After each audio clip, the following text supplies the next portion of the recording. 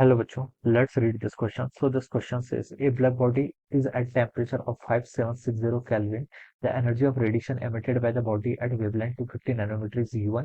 The wavelength at the wavelength 500 nanometer is U2. ठीक है. And at 1000 nanometer is U3. When constant आपको given कर रखा है. Which of the following is correct? कौन सा स्टेटमेंट आपका करेक्ट है आपको बताना है. ठीक है. आपको बेसिकली एनर्जीज को कंपेयर करना है. क्या करना है? एनर्जीज को कंपेयर करना है. देखिए बच्चों, ब्लैक बॉडी का आपको टेम्परेचर गिवन कर रखा है, टेम्परेचर गिवन कर रखा है और वेन्स कांस्टेंट भी गिवन कर रखा है. तो आप यहाँ पर से क्या निकाल सकते हैं? Wavelength corresponding to maximum energy. ठीक है. लैम्डा एम क्या कर सकते हैं? यहाँ पर कैलकुलेट करके बता सकते हैं. तो देखिए इस क्वेश्चन का की कॉन्सेप्ट आप क्या लिखेंगे? The key concept of this question, wins displacement law लिखेंगे. क्या लिखेंगे आपका? Wins displacement law. This will be the Vince dis Vince displacement law. This will be the key concept of this question. ठीक है. अब बच्चों देखिए, विंस डिस्प्लेसमेंट लॉ आपको बताता क्या है? विंस डिस्प्लेसमेंट मतलब बताता है कि लैम्डा एम इंटू टी का जो प्रोडक्ट होता है वो आपका कांस्टेंट होता है एंड सब कांस्टेंट बी. ठीक है. और इस बी की वैल्यू को व्यू कांस्टेंट बोलते हैं, जो कि आपको क्वेश्चन में गिवन कर रखा है. ठीक है. तो लैम्डा एम क्या है? लैम्डा एम देखिए आपकी वेवलेंथ होती है corresponding to maximum wave energy. ठीक है. ठीक है. आता आपका टेम्परेचर किसी भी ब्लैक बॉडी का. ठीक है. This is true for any black body. This is true. ठीक है.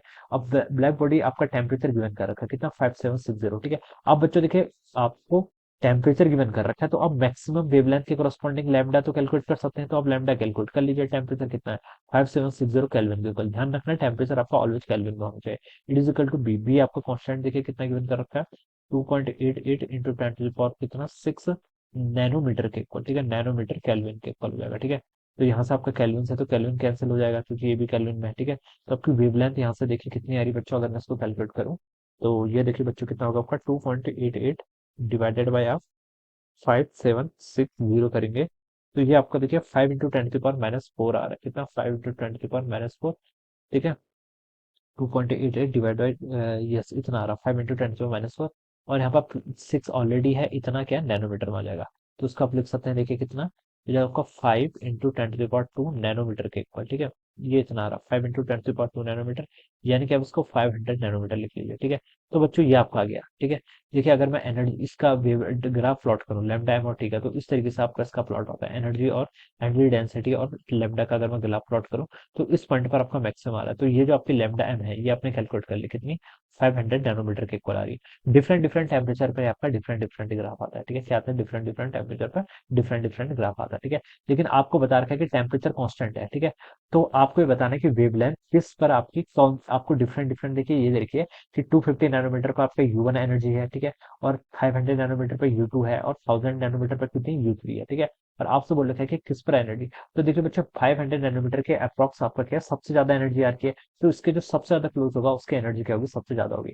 तो उसके सबसे ज्यादा क्लोज देखिए कौन कौन सा होगा? 3 वेवलेंथ है, 250, 500 और 1000. तो आप बोलेंगे सर 500 नैनोमीटर सबसे ज्यादा क्लोजेस्ट है. तो U2 के करस्पॉन्डिंग देखिए जो आपकी एनर्जी होगी वो क्या होनी चाहिए बच्चों? आपकी ग्रेटर होनी चाहिए. ठीक है.